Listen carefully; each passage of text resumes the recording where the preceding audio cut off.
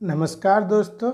आज इस वीडियो में मैं आप लोगों को मेगा थर्म और इंडक्टर थर्म इसमें जो आपका कैपेसिटर लगता है, मेगा थर्म में आपका 5837 माइक्रोफैराड का कैपेसिटर लगता है और आपका इंडक्टर थर्म में 6000 माइक्रोफैराड का कैपेसिटर लगता है। तो दोस्तों, इंडक्टर थर्म में आपका कैपेसिटर ख़राब होगा तो किस टाइप से आपको चेक करना है, या आपका मेगा थर्म में कैपेसिटर ख़राब होगा तो किस तरह आपको चेक करना है और इसको ठीक किस तरह करना है, आज इस वीडियो में मैं आप लोगों को बताऊंगा।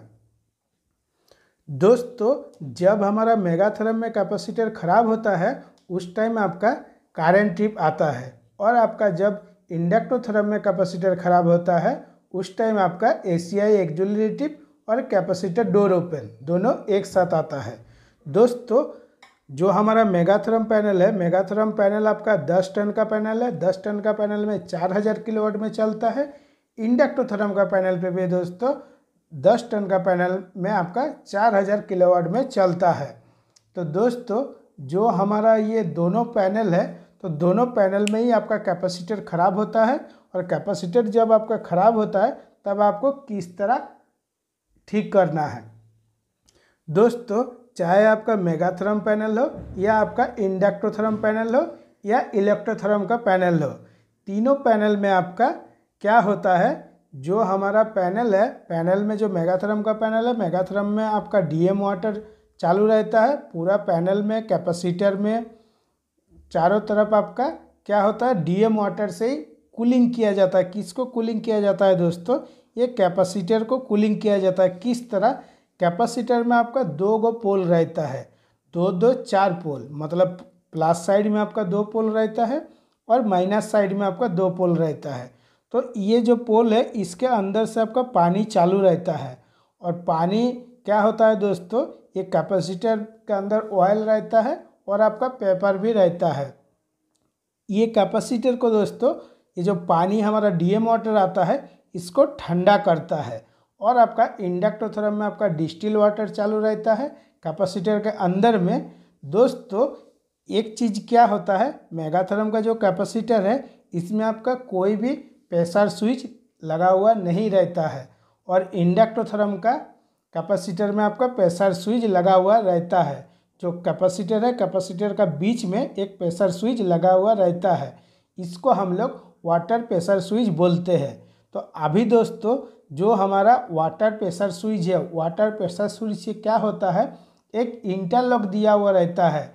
जैसे जब भी आपका कैपेसिटर का ये जो प्रेशर स्विच है इंडक्टर थर्म में, ये प्रेशर स्विच के कभी कभी वायर लूज रहता है, लूज के चलते भी आपका एसीआई एक्सिलरी ट्रिप या कैपेसिटर डोर ओपन का फॉल्ट आता रहता है। तो ये जो प्रेशर स्विच है और इसके साथ डोर इंटरलॉक, ये दोनों आपका एक साथ ट्रिपिंग आता है। तो हर बार क्या होता है दोस्तों, ये कोई ज़रूरी नहीं है कि कैपेसिटर ख़राब होगा तभी आपका एसी एक्सिलरी ट्रिप या कैपेसिटर डोर ओपन आएगा। कभी कभी दोस्तों क्या होता है, ये जो हमारा इंडक्टर थर्म का पैनल है इसमें जो कैपेसिटर में आपका प्रेशर स्विच लगा हुआ रहता है, इसका वायर लूज के चलते भी आपका कैपेसिटर डोर ओपन का फॉल्ट आता है। लेकिन दोस्तों, मेगा थर्म में जो कैपेसिटर लगा हुआ रहता है इसमें आपका कोई भी प्रेशर स्विच नहीं रहता है, जिसको हम लोग वाटर प्रेशर स्विच बोलते हैं। तो दोनों पैनल में आपका, एक पैनल में जैसे मेगा थर्म में डीएम वाटर चलता है और इंडक्टर थर्म में डिस्टिल वाटर चलता है। डीएम वाटर दोस्तों केमिकल चार्ज करके बनाना पड़ता है, और डिस्टिल वाटर आपका पानी का भाप से बनता है। मतलब जो हम लोग प्लांट में ड्यूटी करते हैं, जहाँ भी आपका इंडक्टर थर्म का पैनल है वहाँ पे डिस्टिल वाटर बनाने के लिए एगो डिस्टिल वाटर वाला प्लांट लगाना पड़ता है। वो छोटा जैसा होता है, पानी का भाप से डिस्टिल वाटर बनता है, और डीएम वाटर आपका केमिकल चार्ज करके बनाना पड़ता है। चाहे आप डीएम वाटर डालिए या डिस्टिल वाटर डालिए, दोनों सेम रहता है। दोनों पानी में क्या होता है कि 0-0, मतलब आयरन का मात्रा बिल्कुल भी नहीं रहता है। 0-0 ppm का पानी चालू कर रखना पड़ता है। और जो हमारा डिस्टिल वाटर या डीएम वाटर है, जैसे क्लोराइड, उसके बाद ppm, उसके बाद pH, जैसे pH आपका 5.5 है और क्लोराइड है, उसके बाद आपका ppm है, ppm आपका 0-0 होना चाहिए। मतलब इसका दोस्तों जो पानी है, पानी में जो आयरन है, आयरन का मात्रा आपका बिल्कुल 0 होना चाहिए। जब तक आपका पानी ठीक रहेगा तब तक क्या होता है कि कैपेसिटर में आपका जल्दी प्रॉब्लम नहीं आता है। इंडक्टोथर्म हो या मेगाथर्म हो, इसका ये जो टर्मिनल पॉइंट है कैपेसिटर का, इसमें आप लोग एक चीज़ गौर किए होंगे, जो टर्मिनल के पास देखिएगा बहुत सारा कैपेसिटर स्पार्किंग हो जाता है। तो ये स्पार्किंग जो होता है, स्पार्किंग किस लिए होता है? कोई लूज के चलते नहीं होता। ये जो लूज है, कभी कभी लूज के चलते स्पार्किंग तो होता है, लेकिन ज़्यादातर प्रॉब्लम आपका ये पानी का ही रहता है। तो दोस्तों अभी ये जो करंट टिप आता है कैपेसिटर ख़राब होने के बाद, तो आपको चेक किस तरह करना है और किस तरह कन्फर्म करना है कि हमारा कैपेसिटर ख़राब हो गया है। जब आप मेगाथर्म पैनल को ऑन कीजिएगा, मतलब एक ऑन के लिए पुश बटन रहता है, एक ऑफ के लिए भी पुश बटन रहता है, जिसको हम लोग बोलते हैं कि हीट ऑन और हीट ऑफ। तो दोस्तों ये जो जैसे आप मेगाथर्म पैनल को ऑन कीजिएगा, ऑन करने के साथ साथ तुरंत अगर आपका करंट टिप आ जाएगा, करंट टिप आने का मतलब है कि आपका कोई एक कैपेसिटर ख़राब है। इसमें दोस्तों और एक चीज़ होता है, जब आपका करंट टिप आ रहा है, जब आप पैनल ऑन कर रहे हैं तो तुरंत आपका करंट टिप आ जा रहा है, इसका मतलब कैपेसिटर तो ख़राब है। इसके साथ दोस्तों मेगाथर्म में और एक चीज़ क्या होता है, एक पावर कार्ड लगा हुआ रहता है। कभी कभी आपका पावर कार्ड में प्रॉब्लम होता है। ज़्यादातर आपका करंट टिप आने का मतलब आपका कैपेसिटर ख़राब रहता है। तो जो कैपेसिटर आपका ये ख़राब रहता है, ये आपको किस तरह पकड़ना है, जब आप मेगाथर्म पैनल को ऑन कीजिएगा, ऑन करने के साथ साथ अगर तुरंत करंट टिप आ जाएगा, तभी आपको कैपेसिटर चेक करना है। किसी भी हाल में आपका पैनल चालू नहीं होगा। जैसे ही ऑन करने जाइएगा वैसे ही आपका करंट टिप आ जाएगा। उसी चीज़ को देख के आपको ये कैपेसिटर को चेक करना है। तो कैपेसिटर को दोस्तों किस तरह चेक करना है, चाहे आपका 10 टन का पैनल है, 10 टन का पैनल में आपका 4000 किलोवाट ले रहा है, तो ये जो हमारा कैपेसिटर है, कैपेसिटर में क्या होता है दोस्तों, जहाँ पे आपका चेंज ओवर स्विच और आपका बस बार बना हुआ रहता है, वहीं पे आपका एक पॉजिटिव और नेगेटिव होता है। तो कैपेसिटर का पॉजिटिव साइड खोलिए या नेगेटिव साइड खोलिए। यहाँ पे आपका 2 या 3 नट बोल्ट देकर बस बार के साथ टाइट किया हुआ रहता है, तो एक साइड आपको खोलना है। कैपेसिटर में जैसे एक पॉजिटिव और नेगेटिव, ऐसे जब नया कैपेसिटर आता है उस टाइम आपका कैपेसिटर में कुछ भी पॉजिटिव या नेगेटिव नहीं होता है। जब आप पैनल में फिटिंग करते हैं, मतलब जब बस बार में आप फिटिंग करते हैं, तब लेकिन पॉजिटिव नेगेटिव हो जाता है। जब आपका कैपेसिटर ख़राब होगा तब आप पॉजिटिव साइड खोल दिए। खोलने के बाद यहाँ पे जो 3 नट बोल्ट है, इसको खोल के ये कैपेसिटर का बीचों बीच आपको पैकिंग देना है। और पैकिंग देने के बाद आपको पैनल चालू करके देखना है कि हमारा ठीक ऑन हो रहा है या नहीं हो रहा है। अगर आपका ठीक ऑन हो रहा है तब आपको समझना कि ये वाला हमारा कैपेसिटर ख़राब हो गया है। दोस्तों कभी कभी क्या होता है, जैसे 10 टन का पैनल में मेगाथर्म में आपका 16 को कैपेसिटर रहता है, और कभी कभी दोस्तों क्या होता है, कौन सा वाला कैपेसिटर ख़राब हो गया ये पता नहीं चलता है। तो इसके लिए भी दोस्तों और एक चेकिंग होता है। जैसे हमारा ये कैपेसिटर है, कैपेसिटर का बॉडी में आप एक चाहे हथौड़ी या पाना जैसे रेंज है, मतलब कोई लोहा का सामान लेकर ठोक के देखिएगा, तो जो अच्छा वाला होगा उसमें क्या होगा, एक सॉलिड टाइप का आवाज़ आएगा, और जो ख़राब हो जाएगा उसमें एक आवाज़ आता है भट भट टाइप का। अगर भट भट करेगा तो समझना कि ये कैपेसिटर के ऊपर हमको डाउट है। तो जिसमें आवाज़, एक अच्छा वाला कैपेसिटर का आवाज़ अलग आएगा, एक ख़राब वाला कैपेसिटर का आवाज़ अलग आएगा। तो आवाज़ से भी कभी कभी ठोक के चेक करने से भी पता चल जाता है कि कौन सा कैपेसिटर आपका ख़राब है। और एक चीज़ होता है दोस्तों, ये जो हमारा कैपेसिटर है, कैपेसिटर कभी कभी फूल जाता है। फूल जाने से देख के पता चल जाता है कि ये वाला हमारा कैपेसिटर ख़राब है। लेकिन ये सब तो हमारा क्या होता है, ज़्यादातर इसी टाइप का प्रॉब्लम आता है। लेकिन कभी कभी क्या होता है कि मिलता ही नहीं है कि कौन वाला ख़राब है। तो क्या होता है, ये मेगाथर्म चाहे हो या इंडक्टोथर्म, इसके लिए भी स्पेशल इंजीनियर आता है जिसको हम लोग बुलाते हैं। तो इंजीनियर्स के साथ आप जब भी बात करिएगा, करंट टिप के बारे में बताइएगा, चाहे आपका पैनल में पावर सप्लाई कार्ड में प्रॉब्लम रहे या ना रहे, वो लेकिन आपको सारा कैपेसिटर खोलने के लिए बोलेगा। और खोलने के बाद जब कैपेसिटर में फॉल्ट नहीं मिलेगा तब आपको पावर सप्लाई कार्ड चेक करेगा। तो इंजीनियर आने से पहले ये कैपेसिटर आपको सारा चेक करना पड़ता है। तो दोस्तों ये हो गया हमारा मेगाथर्म का। अब दोस्तों इंडक्टोथर्म में क्या होता है, इंडक्टोथर्म में कुछ अलग टाइप का होता है। इंडक्टोथर्म में जब आपका कैपेसिटर खराब हो जाएगा, इसमें एक ACI मॉड्यूल लगा हुआ रहता है, उस पर एक छोटा सा लाल कलर का लाइट जलता है D22। उसको देख के भी आपको समझना है कि हमारा कैपेसिटर खराब हो गया है।